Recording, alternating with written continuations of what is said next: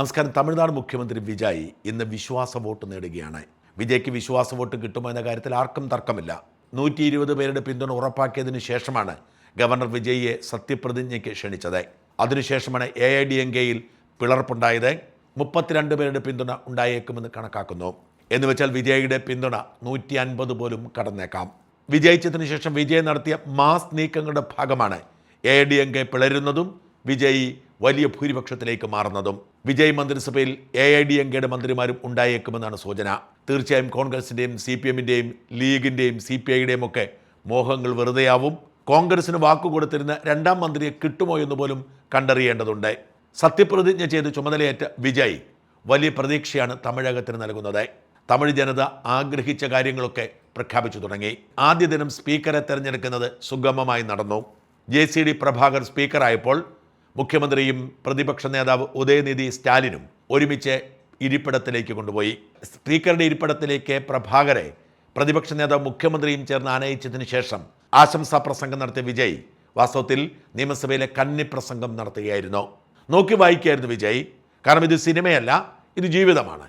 മാത്രമല്ല അതിൽ പിഴവുകൾ വരാൻ പാടില്ല. എഴുതി കൃത്യമായി പറയാനുള്ളത് നോക്കി വായിക്കുകയായിരുന്നു. ഒരു കുട്ടി സ്റ്റോറി പറഞ്ഞാണ് വിജയ് കഥ പറഞ്ഞത്. പണ്ടേക്ക് പണ്ട് ബ്രിട്ടനിൽ രാജാവുണ്ടായിരുന്നപ്പോഴും പാർലമെൻറ് ഉണ്ടായിരുന്നു. രാജാവിനാണ് പരമാധികാരം. രാജാവിന് ആരെയും ശിക്ഷിക്കാം. പാർലമെൻറ്റ് പലപ്പോഴും ജനാധിപത്യത്തിന് മുഖമാണ്. പാർലമെൻറ്റ് രാജാവിന് താല്പര്യമില്ലാത്ത തീരുമാനങ്ങൾ എടുക്കും. ഈ തീരുമാനങ്ങൾ രാജാവിനെ അറിയിക്കേണ്ടത് സ്പീക്കറാണ്. അപ്പോൾ തന്നെ സ്പീക്കറുടെ തലവെട്ടാൻ രാജാവ് ഉത്തരവിടുമായിരുന്നത്രേ. അതുകൊണ്ട് തന്നെ സ്പീക്കർ പദവിയിൽ എത്താൻ ആരും തയ്യാറല്ലായിരുന്നു. പാർലമെൻറ്റ് കൂടുന്നു. ഒടുവിൽ സ്പീക്കറെ പ്രഖ്യാപിക്കുമ്പോൾ സ്പീക്കർ ജീവൻ രക്ഷിക്കാൻ വേണ്ടി ഇറങ്ങി ഓടുമായിരുന്നത്രേ. അങ്ങനെ ഓടിപ്പോകുന്ന സ്പീക്കറെ പ്രതിപക്ഷ നേതാവും പ്രധാനമന്ത്രിയും പോയി 2 കൈകളിൽ പിടിച്ച് വലിച്ചു കൊണ്ടുപോയി കസേരയിലിരുത്തുമായിരുന്നു. അതിൻ്റെ ഓർമ്മയാണ് ഇപ്പോഴും തുടരുന്നത് എന്ന് പറഞ്ഞ് കയ്യടി നേടിയാണ് വിജയ് ആശംസ അറിയിച്ചത്. ഭരണപക്ഷത്തും പ്രതിപക്ഷത്തും ഈ പ്രസംഗത്തിന് കയ്യടി കിട്ടി. സത്യപ്രതിജ്ഞയ്ക്ക് മുമ്പ് മുൻ മുഖ്യമന്ത്രി സ്റ്റാലിനെ വീട്ടിൽ പോയി കാണുകയും പ്രതിപക്ഷ നേതാവായ സ്റ്റാലിൻ്റെ മകനെ ആശ്ലേഷിക്കുകയും ചെയ്ത വിജയ് ഒരു പുതിയ കീഴ്വഴക്കത്തിന് തുടക്കമിട്ടിരുന്നു. പ്രതിപക്ഷത്തെ വെല്ലുവിളിച്ചും അവരുമായി ഏറ്റുമുട്ടിയുമല്ല മുമ്പോട്ട് പോകേണ്ടത് എന്ന് പറഞ്ഞു തന്നെയായിരുന്നു തുടക്കം. അതിൻ്റെ പ്രതിഫലനം ഇന്നലെ സഭയിലുണ്ടായിരുന്നു. പ്രതിപക്ഷം വിജയിയെയും വിജയുടെ പാർട്ടിയെയും കടന്നാക്രമിക്കാതെയാണ് കാര്യങ്ങൾ കൈകാര്യം ചെയ്തത്. കാരണം പതിവ് പോലെ വീണ്ടും ഒരു വിവാദം സൃഷ്ടിക്കാൻ ഉദയനിധി സ്റ്റാലിൻ ഇന്നലെ സനാതനധർമ്മത്തെ തള്ളിപ്പറഞ്ഞു. സനാതനധർമ്മത്തെ ഉന്മൂലനം ചെയ്യുക എന്നതാണ് തങ്ങളുടെ ലക്ഷ്യമെന്ന് പ്രഖ്യാപിച്ചു. ഇത് RSSും BJPയും ഏറ്റുപിടിച്ചിട്ടുണ്ട്. എന്നാൽ വിജയ് നിശബ്ദനായി ഇരിക്കുക മാത്രമാണ് ചെയ്തത്. ഇത് വ്യക്തമായ സൂചനയാണ്. ജോസഫ് വിജയ് എന്ന പേരിൽ ഒരു ഇവാഞ്ചലിസ്റ്റ് ആണ് എന്നൊക്കെ പറഞ്ഞ് പലരും ഇവിടെ പറയാറുണ്ടെങ്കിലും വിജയ് അങ്ങനെയല്ല, അടിയുറച്ച ഹിന്ദു വിശ്വാസിയാണ് എന്ന സൂചനകൾ പലതും പുറത്തു വരുന്നുണ്ട്. വിജയുടെ കൈകളിലെ ചരട് മാത്രമല്ല, വന്ദേ മാതരം മുഴുവനായി ഉപയോഗിക്കാനായിരുന്നു കേന്ദ്ര സർക്കാർ നിർദ്ദേശം. ആ മുഴുവനായി തന്നെ പാടിക്കൊണ്ടാണ് വിജയ് ഭരണം ആരംഭിച്ചത്. ഇതും നൽകുന്ന സൂചന അദ്ദേഹം ഹിന്ദു രാഷ്ട്രീയത്തെ തള്ളിപ്പറയുന്നില്ല എന്നതാണ്. അതാണ് DMK ആശങ്കപ്പെടുത്തുന്നത്. നാളെ മോദിയുടെ കൂട്ടാളിയായേക്കുമെന്നുള്ള ആശങ്കയൊക്കെ വിജയെക്കുറിച്ച് അവർക്കുണ്ട്. ഇതിന് തുടർച്ചയാണ് പണ്ഡിറ്റ് വെട്രിവേലിനെ വിജയ് തൻ്റെ ഓഫീസറുടെ സ്പെഷ്യൽ ഡ്യൂട്ടിയായി നിയമിച്ചുകൊണ്ട് ഉത്തരവിട്ടതിനെ വ്യാഖ്യാനിക്കേണ്ടത്. അദ്ദേഹം റിക്കി രാധൻ എന്നൊക്കെ പേരിനൊപ്പം ചേർത്തിട്ടുണ്ട്. പക്ഷേ സെലിബ്രിറ്റി ജ്യോതിഷിയാണ്. ഈ സെലിബ്രിറ്റി ജ്യോതിഷിയെ കണ്ടിട്ടുള്ളത് കേവലം വിജയ് മാത്രമല്ല, പല പ്രമുഖരുമുണ്ട്. എന്നാൽ വിജയിയുടെ ജ്യോതിഷി എന്ന നിലയിൽ തന്നെയാണ് പണ്ഡിറ്റ് വെട്രിവേൽ അറിയപ്പെടുന്നത്. 2024 വിജയ് പാർട്ടി ഉണ്ടാക്കിയ ഉടൻ പണ്ഡിറ്റ് വെട്രിവേലാണ് പറഞ്ഞത് ഉറപ്പായും വിജയ് 2026 മുഖ്യമന്ത്രിയാകുമെന്ന്. അത് അതേപടി സംഭവിച്ചതോടെ തൻ്റെ ജ്യോതിഷിയെ കൂടെ കൂട്ടാൻ തീരുമാനിച്ചിരിക്കുന്നു. അതിൻ്റെ ഭാഗമായി അദ്ദേഹത്തെ ഓഫീസർ ഓൺ സ്പെഷ്യൽ ഡ്യൂട്ടിയായി നിയമിച്ചുകൊണ്ട് ഇന്നലെ ഉത്തരവുമിറക്കി. ആദ്യ ദിവസങ്ങൾ വിജയ് നടത്തിയ പ്രഖ്യാപനങ്ങളൊക്കെ വാസ്തവത്തിൽ MGRനെ ഓർമ്മിപ്പിക്കുന്നു എന്നാണ് ആരാധകർ പറയുന്നത്. വിദ്യാഭ്യാസ സ്ഥാപനങ്ങളുടെയും ആരാധനാലയങ്ങളുടെയും 500 മീറ്റർ ചുറ്റളവിലുള്ള 714 മദ്യശാലകൾ അടച്ചുപൂട്ടാൻ ഉത്തരവിട്ടിട്ടുണ്ട്. സ്ത്രീ സുരക്ഷ ഉറപ്പാക്കുന്നതിന് വേണ്ടി പ്രത്യേക സേനയെ പ്രഖ്യാപിച്ചു. ലഹരിക്കെതിരെ യുദ്ധം പ്രഖ്യാപിച്ച് അതിനുവേണ്ടി പ്രത്യേക സേനയെ പ്രഖ്യാപിച്ചു.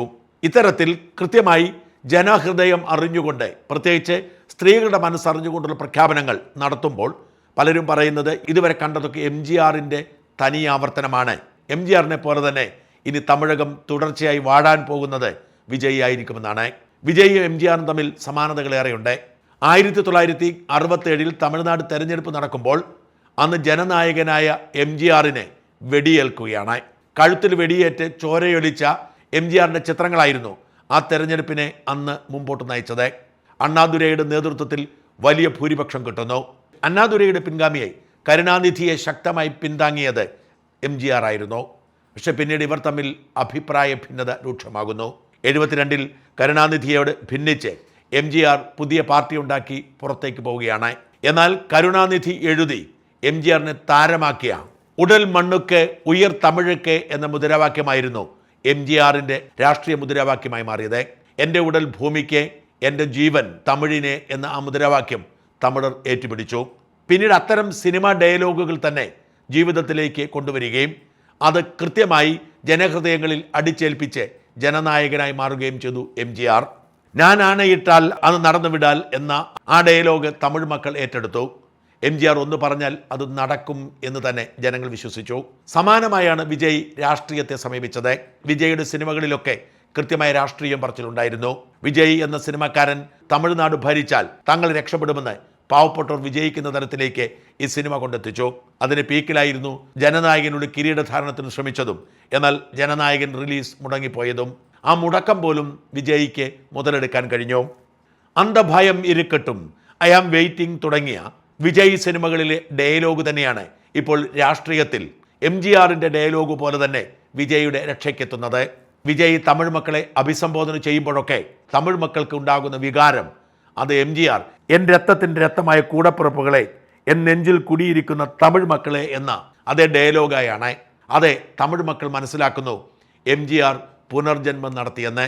MGRന്റെ പുനർജന്മമാണ് വിജയുടേത് എന്നവർ വിശ്വസിക്കുകയും കരുതുകയും നെഞ്ചിലേറ്റുകയും ചെയ്യുന്നു. MGR എന്താണോ തമിഴ് മക്കൾക്ക് വേണ്ടി ചെയ്തത് അതൊക്കെ വിജയും ചെയ്യുമെന്ന് അവർ പ്രതീക്ഷിക്കുന്നു. ഇനി വരാൻ പോകുന്നത് വിജയ് യുഗമാണ്. അത് തിരിച്ചറിഞ്ഞാണ് കോൺഗ്രസ് ആദ്യ ദിവസം തന്നെ വിജയ്ക്കൊപ്പം ചേർന്നത്. അത് തിരിച്ചറിഞ്ഞാണ് ഇപ്പോൾ AIDMK വിജയ് പക്ഷത്തേക്ക് മാറുന്നത്. ഇനി തമിഴ്നാട് വിജയിയുടെ കൈകളിലായിരിക്കും. രാഷ്ട്രീയത്തിൽ നിന്നും ഒരു രൂപ പോലും ഉണ്ടാക്കേണ്ട ഗതികേടിലെത്ത വിജയ് തമിഴ് മക്കൾക്ക് സുന്ദരമായൊരു ഭാവി സൃഷ്ടിച്ചു കൊടുക്കട്ടെ എന്ന് ആശംസിക്കാം.